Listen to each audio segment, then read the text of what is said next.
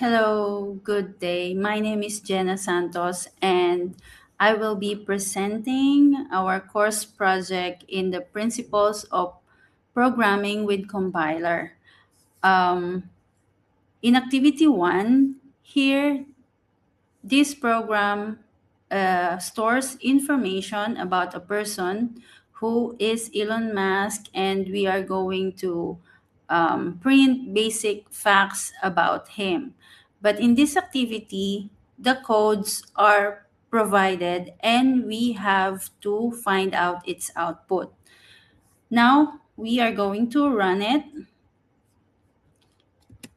We're going to run this code and look for syntax errors. So now it says there are syntax errors.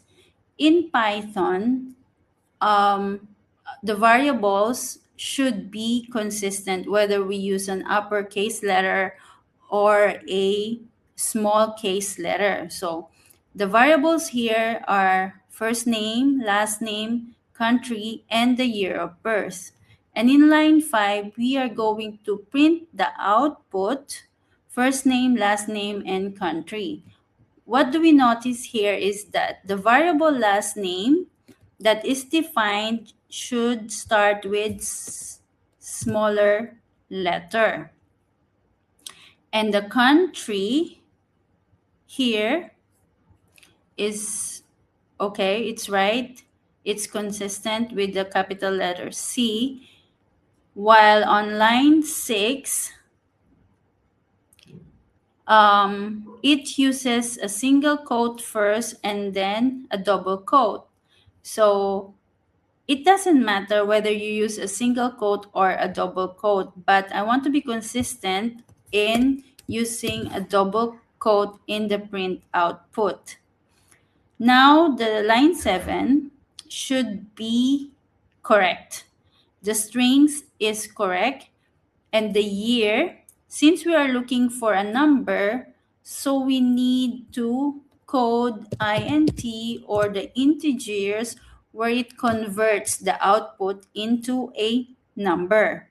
And in line 9, this is how we calculate Elon Musk age for this year, where it is year, the current year now, and his year of birth. But there is some discrepancy here in line 10 where the variable age is written in capital letters where it was defined only in small letter. Now we're going to change it into small letter and we're going to run the code again. Now the code has been fixed. So Elon Musk is from USA. He is the founder, CEO, and chief engineer at SpaceX. And do you want to know how old he is? So we will enter the current year, which is 2026. And his age is, he is now turning 55. So that is the correct code and the output for activity 1.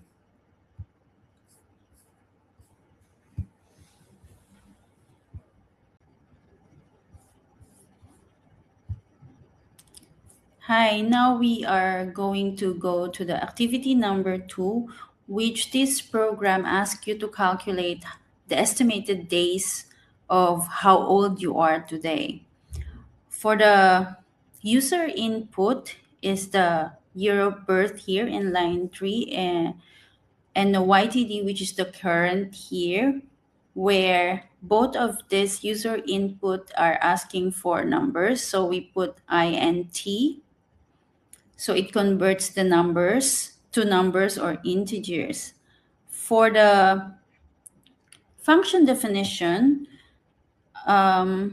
we are going to write down def days underscore old, which has a parameter of 1, which is the days, and it will print the result. Now let's find out the syntax error in this code by running the program. So there are invalid literal for int in the enter year of birth in line 3. So we can notice that we didn't put input because the user need to input their year of birth. So we are gonna write down the input here in line 3 plus another parenthesis, and then for the function definition in line 7, we should write down days old, and we can run the program now, and let's see the output.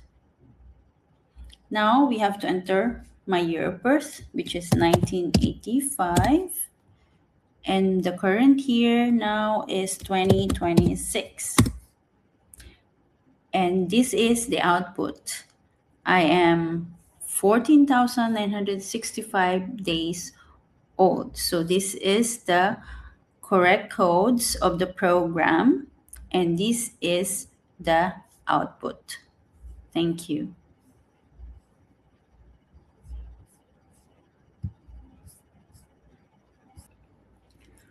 So on the last course project activity, we are going to create a basic Python program. This Python program is a simple contact tracing form designed to collect a user's name, temperature, and health symptoms to determine whether the user may have COVID-19. To begin with, we are going to explain each line that I created. We wrote down in line 1 the def get underscore name with parentheses and a colon. So def means define. So it means that we are going to define a reusable function where it tells the Python that you are creating a new custom function. The get underscore name is the unique name given to this function, so we can run it later. The parentheses hold optional inputs. They are empty there, meaning the function doesn't need external data to start, while the colon, it signals that the step-by-step instructions for the function start on the next line. While in line 2, it has 4 spaces indentation because in Python programming language, indentation is very important or it's very sensitive. So the 4 spaces indentation starts to show that this line belongs inside the get underscore name function. While the input, it displays message enter your name on the screen and pauses waiting for the user to type something and press enter. The name followed by the equal sign creates a variable named name and stores whatever the user typed inside it, while the return is the exit gate of the function. It stops the function and hands a piece of data back to the main program. And the name is the specific variable being sent back carrying the user's text. Now for the prompt to enter temperature, we created the same function but different variable named temperature. It will display the same message on the screen, but this time the user will enter their temperature. So in line 3, in line 11, this is another modular code. So in this Python program, we also showed or created modular codes. So in line 11, we've created a reusable code or function named ask question. So it takes any question you give it. It displays it to the user, forces their answer into capital letter, and cleans up any accidental spaces. So the question with parentheses is an input slot. It allows you to pass different questions to the machine each time you see it. For the string in line 12, answer equals input, parenthesis question plus double quote, big letters, yes or no. It combines your question with the text yes or no in capital letters so the user knows how to reply. The strip with the parenthesis removes accidental spaces from the start and end of the user's typing. Dot upper will actually lock the text into all capital letters. Now we're going to line 14 to 20. In these lines, we use conditional codes. Conditional codes such as if, if, or the else if, and the else. So these codes blocks reads a user's answer and makes a decision based on what they type. So for the value of true, if the answer of the user is yes, it will return to the value true. Elif, or as I've said, short for else if the value or the answer wasn't a yes, it means it's a no. It checks if the text is exactly no, and the program stops and sends back the value false. Else is the backup plan. It runs automatically if the user type anything else than a yes or no. The string in line 19 displays an error message telling the user they made a mistake, and the code exit with parenthesis immediately stops and closes your Python program.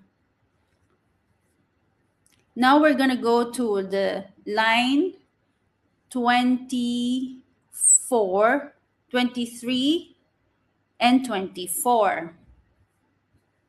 I'm going to show you the line 23 and the 24. So we go up.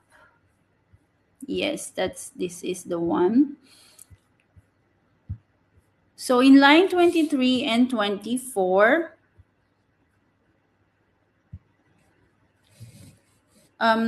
this code creates and names the main control center of our program. And its very first action is to print a clear formatted title for a contact tracing form application. In line 23 tells the Python that we are creating a new function, and the main is the standard universal name programmers use for starting line or central hub of an entire script. The parenthesis and semicolon signals that setup is complete and the code inside the function follows next. The string in line 24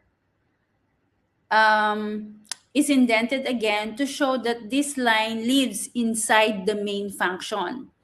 And the print command pushes whatever text is inside the quotes onto the user's screen, and the /n or the new line character at the very end pushes the cursor down, creating a clean blank line right below the title header. And then the codes in line 26 and 27 runs two separate custom functions back to back. They gathers the information they collect and stores the results into two distinct variables. For line 26, the get underscore name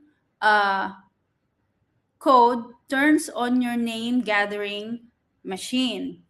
The program will jumps to that function and asks the user for their name and returns it, while the name followed by equal sign catches that returned name so you can use it later. In line 27, on temperature gathering machine, will ask the user for their temperature and returns it.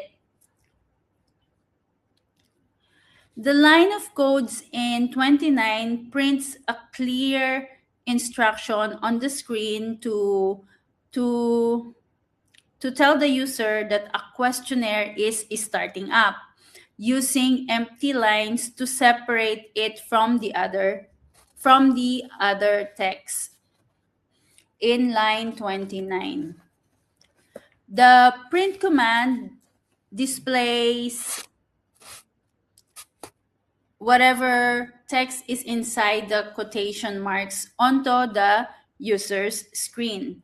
The first new line character, as you will notice, um, or code acts like pressing enter before the message, creating a blank line above the text to push it away from the previous content like the user's name or temperature input. The second new line character has the same function that will create a blank line below the text so the actual question doesn't look crowded. The two new line characters make it look like clean and spaced out. Now let's go to the codes from line 31 to 36. So in line 31 to 36, these codes creates a list in our program. A list is a single container used to store multiple pieces of related information. In this case, 5 specific health questions. The symptoms variable is created to hold your entire collection of text. The open and close square brackets are used to define a list in Python. Everything inside this bracket belongs to the list. Each question is surrounded by double quotes and question marks, which means they are individual text values or strings. And the commas separate each item in the list, telling Python where one question ends and the next begins. It is very useful because instead of creating 5 separate variables like question 1, question 2, question 3, etc., we have grouped them all together. This allows you to use a loop to ask 5 all questions automatically using just a few line of codes. In line 39, this line of codes creates a variable named has underscore symptom and sets its initial value to false. It acts as a safety switch or a starting flag to your program. Has underscore symptom is the name of the variable box. It is chosen to clearly describe the health status we are tracking. The equal sign is the assignment operator. It tells Python to store the value on the right inside the box on the left, and false is the Boolean value in Python. Why do we use it here? In a contact tracing form, we want to assume that the user is healthy until proven otherwise. By starting with has underscore symptom equals false, we set a clean default state. If user answers yes to any questions in your loop, you flip this switch to true. So in lines 41 to 43 is also a loop combined with decision mark. It goes through your list of health questions one by one. And it asks the users each question and flips the safety switch to true if they answer yes to any of them. The four symptoms, the symptoms is the list containing the 5 text questions. For symptom in, this sets up a loop. And it grabs the first question and stores it in a temporary box called symptom. It runs the code below it, then loop backs to grab the second question, and keeps going until the list is empty. The code if ask question, open and close parenthesis symptom in line 42 runs the modular question machine, passing the current symptom text into it. The conditional code if remembers that your ask question machine returns true if the user types yes and has underscore symptom. It runs true code in line 43 that is a fixed version. So if the user answers yes to the question, this line is triggered. It permanently flips your has symptom code tracking from flag from false to true. Even if they answer no to all the remaining questions, the flag stays true. Now let's go to the codes in line 45 to 47, where it prints a clean formatted summary report at the end of our program displaying the user's name and temperature on the screen. The codes in line 45 prints a bold header section named result. The new line character at the start creates a blank line before the header to separate it from the questions above. The small letter F on line 46 and 47 is called an F string in Python. It is a shortcut that lets you mix plain text and variables together easily. The curly brackets with the text name inside tells the Python don't print the word name. Instead, look inside the variable box labeled name and print the actual name inside it. Same goes to the F string found in line 47, where it will look inside the temperature box variable and prints the stored value, for example, 36.5 degrees Celsius. So the codes in line 49 and 52 is the final decision gate of our program. It checks the status of your safety switch that has symptom and prints a health warning or a clear pass based on the result. If has underscore symptom checks if the variable has a symptom holds the value true. And if the user answered yes in any question during the loop, has underscore symptom became true. The line 50 code print you may be infected with COVID-19. This will be triggered and prints a clear warning that they might be infected with COVID-19.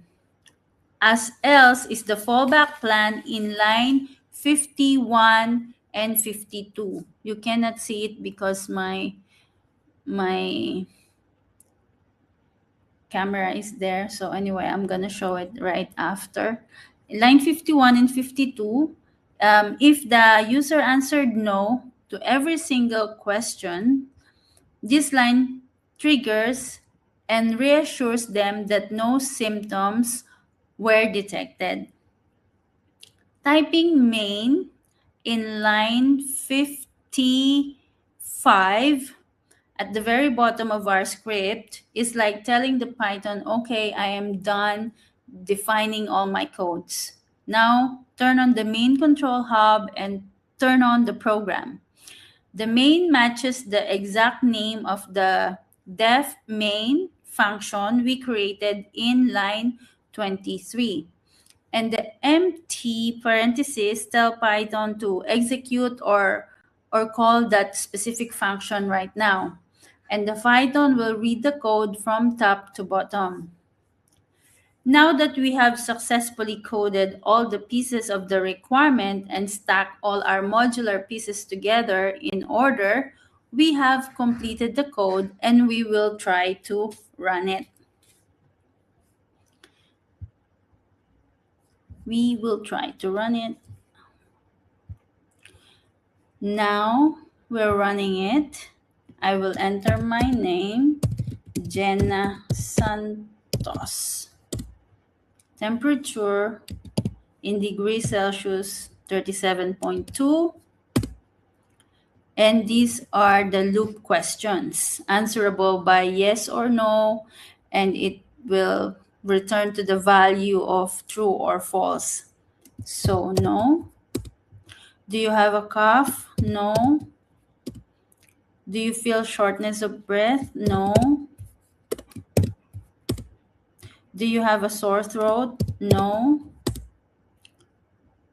Do you feel body aches? No. And the result is that your name, your temperature, and the result has been printed. So in summary, this basic Python program of contact tracing form collects a user's name, temperature, and symptoms using loops and conditional codes. It also uses a modular code where it is a programming method to break a large, complex program into smaller, independent, and manageable pieces called modules or functions. Whereas instead of a car being one solid piece of plastic, it is made of an engine, wheels, and doors. So if a wheel pops up, you replace the wheel, not the entire car. In Python, each function that you create, like get name, get temperature, ask question, is an independent modular code. Why modular code matters using our contact tracing script? It lets you reuse the exact same function to loop through all 5 items in your symptoms list without rewriting the input or strip that upper code 5 times. The specific modular codes in this program are the get name, which handles the specific task of asking for and returning the user's name. It also isolates the name gathering process. And if you want to change the prompt from enter your name to please type in your full name, you only change it inside this module. While the get underscore temperature function keeps the temperature separate from the name logic. If you later want to add a check to make sure the temperature is a valid number, you only edit this specific block. The ask underscore question is a modular code, and this is the most powerful module because it is parameterized, meaning instead of writing separate code to ask 5 different symptom questions, you reuse this single block of code over and over by passing different questions into its input slot. The main acts as a central control tower or executive manager of this program. It coordinates other modules, calling them in order such as the get name, then get temperature, and then looping through the symptoms list. Because we use a modular code, this entire program is cleanly divided by responsibility, such as the data module, which are the symptom lists that holds the questions, and the input modules, which are the get name, the get temperature, and ask underscore question, which handles the user interaction. And finally, the controller module is the main that directs the traffic of the program. This is the end of my presentation, and thank you very much.